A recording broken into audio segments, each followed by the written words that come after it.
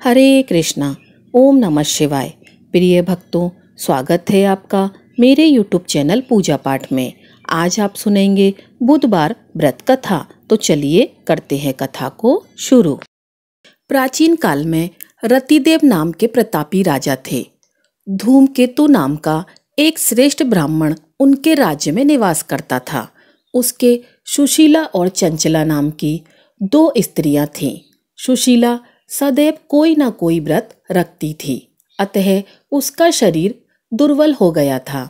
उसके विपरीत चंचला कभी भी कोई उपवास नहीं करती थी। वह सदा ही भर पेट भोजन किया करती थी।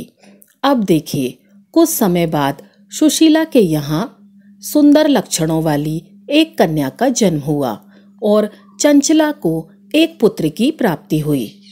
इस बात को लेकर चंचला सुशीला को ताना मारा करती थी। उसे बोलती थी कि अरे सुशीला, तूने इतने उपवास करके अपने शरीर को दुबला कर लिया, फिर भी तूने एक दुर्बल कन्या को जन्म दिया। जरा मेरी तरफ तो देखो, मैंने तो कभी व्रत नहीं किया।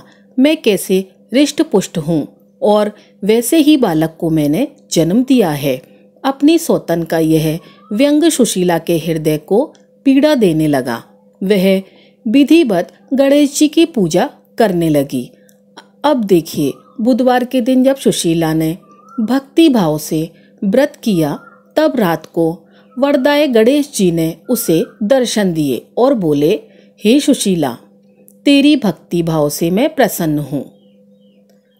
मैं तुम्हें यह वर देना चाहता हूँ कि तेरी कन्या के मुख से निरंतर मोती और मूंगा गिरते रहें। इससे तुम सदा खुश रहोगी। इसके अतिरिक्त तुम्हें एक शास्त्र का जानने वाला पुत्र भी उत्पन्न होगा।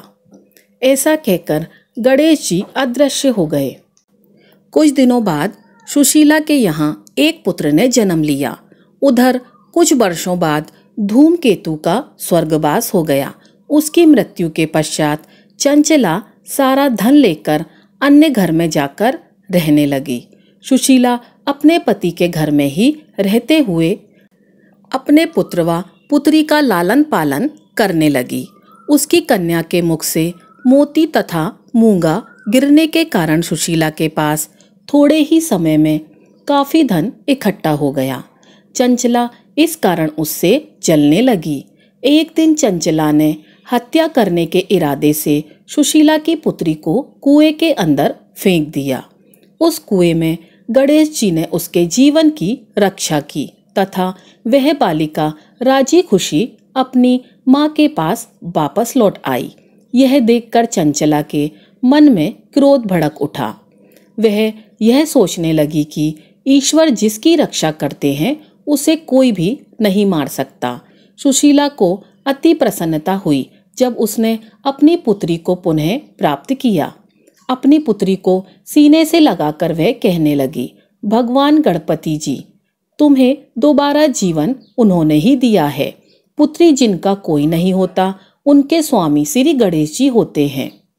चंचला ने आकर उसके पैरों में अपना शीश झुका दिया। चंचला को इस प्रकार देखकर सुशीला को बड़ा ही आश्चर्य हुआ। चंचला ने हाथ जोड़कर कहा कि हे बहन, हे सुशीला, मैं बहुत पापिनी एवं नीच हूँ। आप तो दया करने वाली दयावान हो। आपने दोनों कुलों का भला किया है। आप मेरी गलती को क्षमा करें। जिसके भगवान रक्षक हैं, उनका कोई कुछ नहीं बिगाड़ सकता। जो मनुष्य साधु एवं संत पुरुषों के दोषों को देखते हैं, वे अपने कर्मों से स्वयं ही नाश को प्राप्त हो जाते हैं। तत्पश्चात चंचला ने भी उस कष्टनाशक तथा पुण्य को देने वाले संकटनाशक गणेश जी के व्रत को किया। गणेश जी की कृपा से उन दोनों में आपस में मित्रता हो गई। प्रिय भक्तों, जिस पर गणेश जी प्रसन्न होते हैं, उस व्यक्ति के दुश्मन भी मित्र बन जाते हैं। सुशीला के बुधवार के व्रत किए जाने के फलस्वरूप उसकी सौतन चंचला का मन बदल गया। गणेश जी कहते हैं कि जो भी बुधवार के दिन मेरी कथाओं को पढ़ता है अथवा सुनता है तथा आरती को गाता है, मैं उस पर अवश्य ही अपनी कृपा बरसाता हूँ। जो मेरे व्रत को करता है तो फिर मेरी कृपा की कोई तुलना की ही नहीं जा सकती। जय श्री गणेश। ओम नमः शिवाय। हर हर महादेव। तो प्रिय भक्तगणों, अब आप श्रवण करेंगे भगवान गणेश जी की दूसरी कथा। बहुत समय पहले की बात है। एक नगर में एक निर्धन ब्राह्मणी रहा करती थी। उसके पति की समय से पहले ही मृत्यु हो गई थी। उसका एक 5 साल का पुत्र था। उसकी सास बड़ी ही कठोर हृदय वाली थी। उसे तरह तरह से प्रताड़ित करती थी। एक दिन सास ने बहू और पोते को घर से निकाल दिया, क्योंकि उसे ऐसा ही लगता था कि उसकी बहू अभागन है। उसकी वजह से उसके पुत्र की मृत्यु हो गई। अब क्या था, वे दोनों रोते बिलखते चलते चलते एक जंगल में जा पहुंचे। अब चलते चलते उन्हें थकान हो जाती है, तो वे एक बड़े से पेड़ के नीचे बैठ गए। वहां से थोड़ी ही दूर पर एक गणेश जी का मंदिर था। वहां बहुत से लोग गणेश जी के दर्शन करने आते थे। दर्शन करके गणेश जी को प्रसाद चढ़ाते थे। फिर वह प्रसाद सबको बांट देते थे। इस प्रसाद से माँ बेटे का गुजारा होने लगा। उन्हें थोड़ा बहुत खाने को मिलता और पेट की आग शांत हो जाती, और इस प्रकार दोनों गणेश जी की पूजा पाठ में लगे रहते थे। एक दिन की बात है, ब्राह्मणी अपने बच्चे के साथ रात्रि में सो रही थी। तभी उसे स्वप्न में भगवान गणेश जी ने दर्शन दिए और कहा, हे पुत्री, तुम्हारी निर्धनता जल्द ही दूर हो जाएगी। विनायक चतुर्थी का व्रत करो और साथ ही जंगल से ढेर सारे फूल लाकर उसकी मालाएं बनाओ और जो श्रद्धालु मंदिर में आते हैं उन्हें बेचो। इस प्रकार तुम्हें आय की प्राप्ति होगी और दिन पर दिन तुम्हारी तरक्की होगी। अब क्या था, जब सुबह होती है तो उस ब्राह्मणी ने यह बात अपने पुत्र को बताई। तो पुत्र ने कहा, माँ, यह तो बहुत ही अच्छी बात है। जब गणेश जी आपको दर्शन दिए हैं तो हमें अवश्य ही फूल तोड़कर मालाएं बनाकर उन्हें बेचना चाहिए। वे हर रोज जंगल से फूल लाकर उसकी माला बनाकर बेचने लगे। साथ में पूजा की सामग्री और प्रसाद भी बेचने लगे। इससे उनको आमदनी होने लगी। गणेश जी की अनुकंपा से आमदनी बढ़ने लगी और उस ब्राह्मणी ने बुधवार का व्रत भी किया। गणेश भगवान की कृपा से जल्दी ही उन्होंने एक बड़ा सा मकान भी बनवा लिया और दुकान भी बनवा ली। इस प्रकार से कुछ वर्ष बीत जाते हैं और वह ब्राह्मणी का पुत्र बड़ा हो जाता है। युवा अवस्था उसकी हो जाती है। वह विवाह योग्य हो जाता है। ऐसे ही एक दिन की बात है। एक राजा की लड़की मंदिर में रोज पूजा करने आती थी। ब्राह्मणी के बेटे को देखकर राजकुमारी उस पर मोहित हो गई और उससे विवाह करने की सोचने लगी। उसने अपनी भाभी से अपने सारे मन की बात कही। भाभी भी अनुभवी थी। उसने कहा, यह तो एक ब्राह्मण माली का बेटा है और तुम एक राजा की बेटी हो। यदि तुमने उससे विवाह किया तो तुम्हारी बहुत ही बदनामी होगी। पर राजकुमारी अपनी बात पर अड़ी रही। उसने कहा, मैंने तो प्रतिज्ञा कर ली है कि उसी से विवाह करूंगी। भाभी ने घर जाकर सारी बात राजा को बता दी।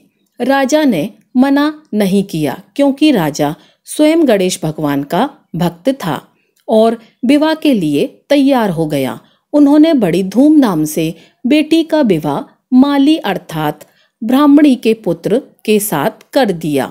ब्राह्मणी ने सबसे पहले बेटे बहू को गणेश जी के मंदिर में ले जाकर पूजा पाठ करवाया और गणेश जी का आशीर्वाद दिलवाया। इसके बाद पूरे नगर में यह बात फैल गई कि गणेश जी की पूजा करने से सब दुख कष्ट दूर हो जाते हैं। यह बात सुनते ही नगर के सभी लोग मंदिर आने लगे। ब्राह्मणी और उसके बेटे की बिक्री और भी अधिक बढ़ गई। अब देखिए भगवान श्री गणेश की महिमा। उधर उसकी सास के बुरे दिन आ गए। अन्नदाता उनसे रूठ गए और वह भूखों मरने लगी। एक दिन वह रोती धोती उसी गणेश जी के मंदिर में जा पहुंची और वहां मालिन के बेटे से बोली, बेटा मैं बहुत ही भूखी हूँ, मुझे रोटी कपड़ा दे दे, इसके बदले में मैं तुम्हारा सारा काम कर दूंगी। लड़के को दया आ गई और उसे काम पर रख लिया। उसने अपनी दादी को नहीं पहचाना। जब ब्राह्मणी घर आई तो उसने अपनी सास को तुरंत ही पहचान लिया। वह अपनी सास से बोली, सासू माँ आप यहाँ कैसे? सास ने पोते की तरफ इशारा करते हुए कहा, मैं इस सेठ के यहाँ नौकरी पर लग गई हूँ। बहू बोली, यह आपका पोता है माँ जी, और यह घर भी आपका ही है, यह दुकान भी आपकी है। जब आपने हमें घर से निकाला तब गणेश जी ने हमारी रक्षा की। बहू की बात सुनकर सास बोली, मेरी करनी मैंने भोग ली है। बहू बोली, सासू जी अब आप हमारे यहाँ रहो और पोते का सुख देखो। हे गणेश जी महाराज, जैसा सुख आपने उस ब्राह्मणी को दिया वैसा ही सुख सबको देना। जय शिव शंकर, जय गणेश भगवान। तो भक्तगणों, अब हम सुनेंगे बुधवार की अगली कथा।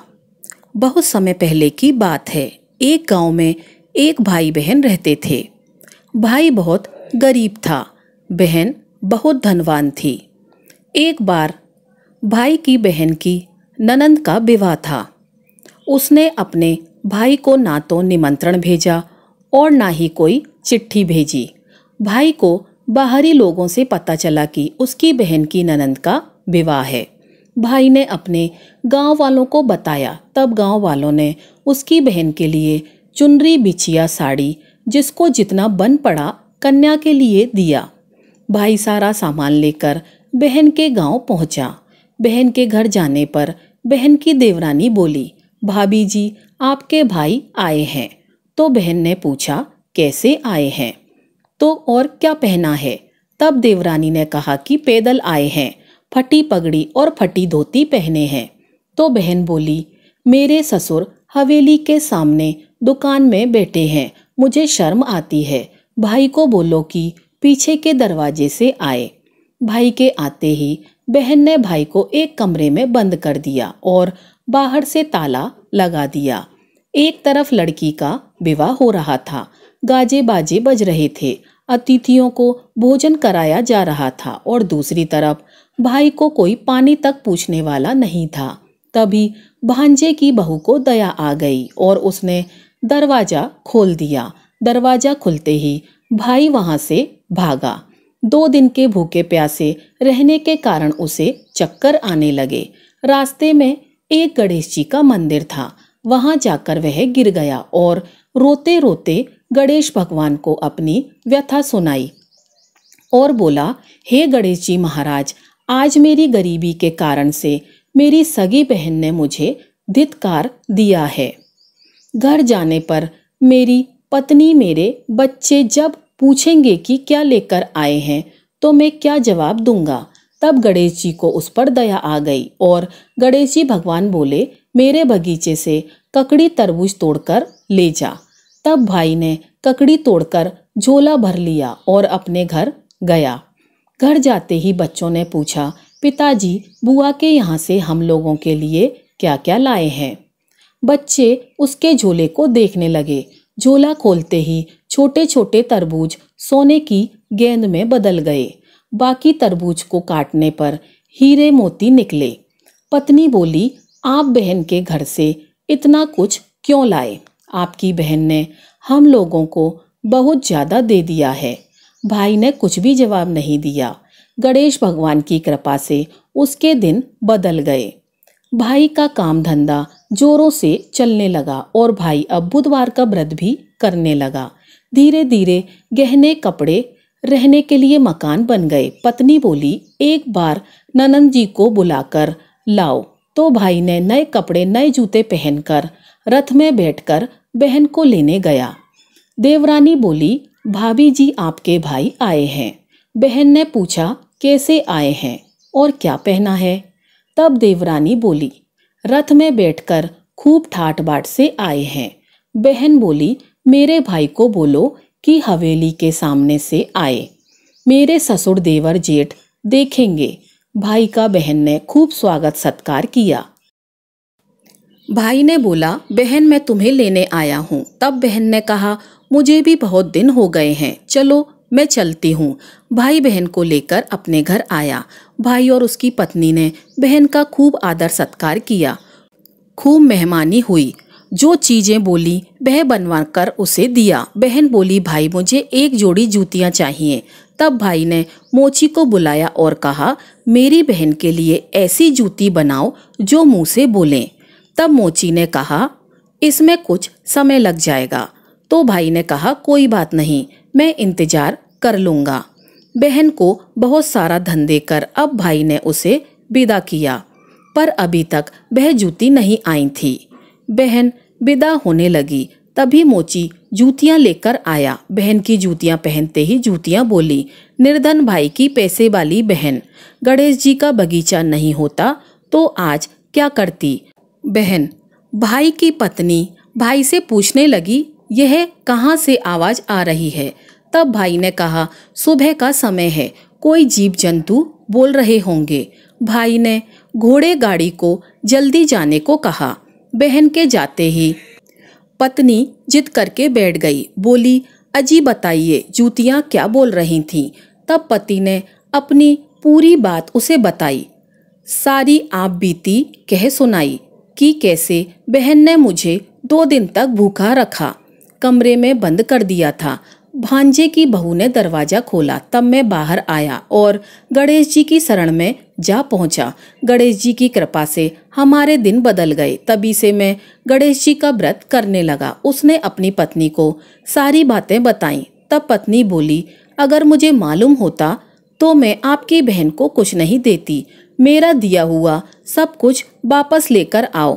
तब पति बोला, अरे पगली, गणेश भगवान ने हमें सब कुछ दिया है। अगर वह मुझे भूखा प्यासा कमरे में बंद नहीं करती तो मैं गणेश भगवान के मंदिर में क्यों जाता।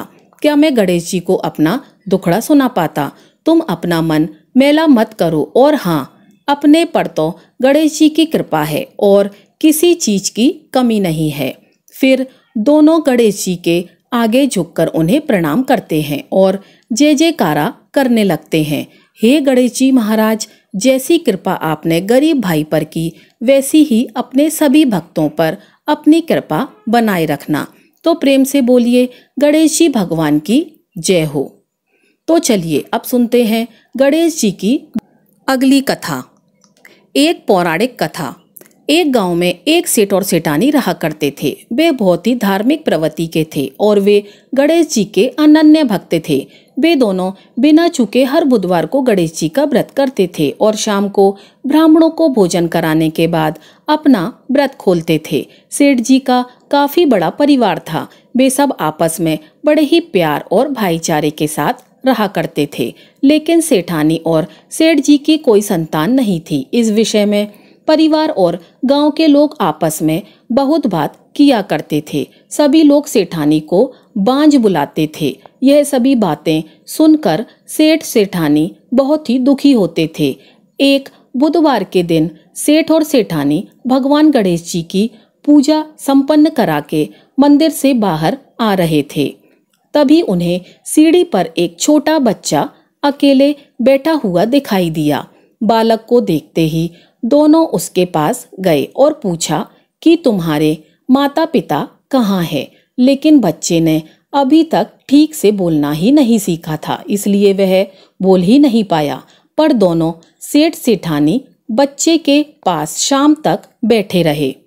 तब तक पंडित जी और सेठ जी और उनके नौकर ने आस-पास जाकर बच्चे के माता पिता को खोजने की कोशिश की, लेकिन उन्हें बच्चे के माता पिता या बच्चा खोने की कोई खबर ही नहीं मिली।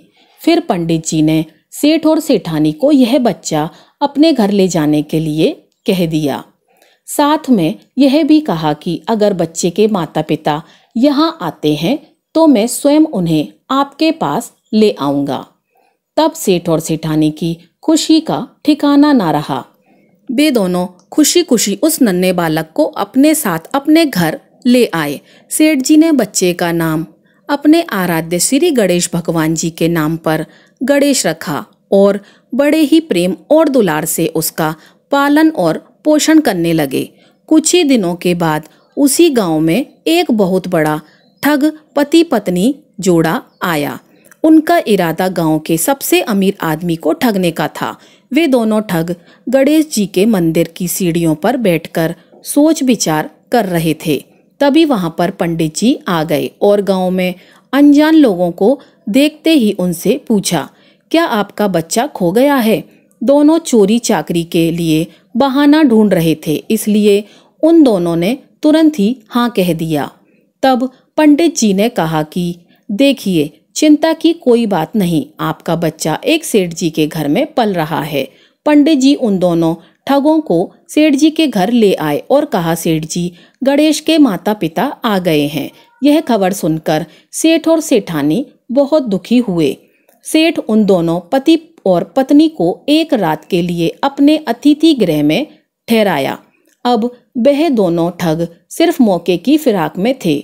फिर उसी रात सभी लोगों के सो जाने के बाद वे दोनों ठग एक एक करके सभी कमरों की तलाशी करने लगे। फिर वे दोनों तिजोरी वाले कमरे में पहुंच गए। छानबीन के वक्त होने वाली छोटी मोटी आवाजों से सेठ जी का एक नौकर जाग गया और आवाज की दिशा में तिजोरी वाले कमरे के नजदीक आ गया। उसने चुपके से अंदर जब झांक कर देखा तो दोनों ही मेहमान कीमती सामान चुरा रहे थे। नौकर ने यह देखते ही धीरे से उस कमरे की बाहर की कुंडी लगा दी और जोर जोर से चोर चोर बुलाकर पूरे घर में हल्ला मचा दिया। शोर गुल होने की आवाज सुनते ही घर के सभी लोग इकट्ठा हो गए। तब सेठ जी ने उन दोनों चोर पति पत्नी को कमरे से बाहर निकाला और सुबह ही पंचायत में हाजिर कर दिया। सेठ जी ने सरपंच जी को पूरा मसला बताया और कहा कि हे सरपंच जी, यह दोनों तो चोर हैं। अब हम पुत्र गणेश को इन दोनों को नहीं देंगे। लेकिन वे दोनों ठग पति पत्नी अपनी जिद पर अड़े रहे और बच्चे को ले जाने की जिद करने लगे। सरपंच जी ने इस गंभीर समस्या का एक तोड़ निकाला। उन्होंने सेठानी और दूसरी औरत को गणेश के सामने खड़ा कर दिया और कहा, जिसके भी आंचल से दूध की धारा गणेश के मुंह में जाएगी, वह बालक गणेश उसी के पास रहेगा। फिर दोनों अपने अपने आंचल मुंह के सामने फैलाकर खड़ी हो गईं। सेठानी जी मन ही मन भगवान गणेश के नाम का जाप कर रही थी। देखते ही देखते भगवान गणेश की कृपा से सेठानी के आंचल से दूध की एक धारा गणेश के मुंह में गिरी और इस तरह बालक गणेश और सेठानी के साथ हमेशा के लिए रहने लगा। और उन दोनों ठग पति पत्नी को राजा के सिपाहियों ने गिरफ्तार कर लिया और उन्हें कैद खाने में डलवा दिया। इस तरह निसंतान सेठ और सेठानी को भगवान श्री गणेश जी की कृपा से एक पुत्र की प्राप्ति हुई। तो प्रेम से बोलिए गणेश जी भगवान की जय। तो दोस्तों, यह थी हमारी आज की कथा। अगर आपको कथा अच्छी लगी हो तो वीडियो को लाइक कीजिएगा और चैनल को सब्सक्राइब कीजिएगा। आपका दिन शुभ हो।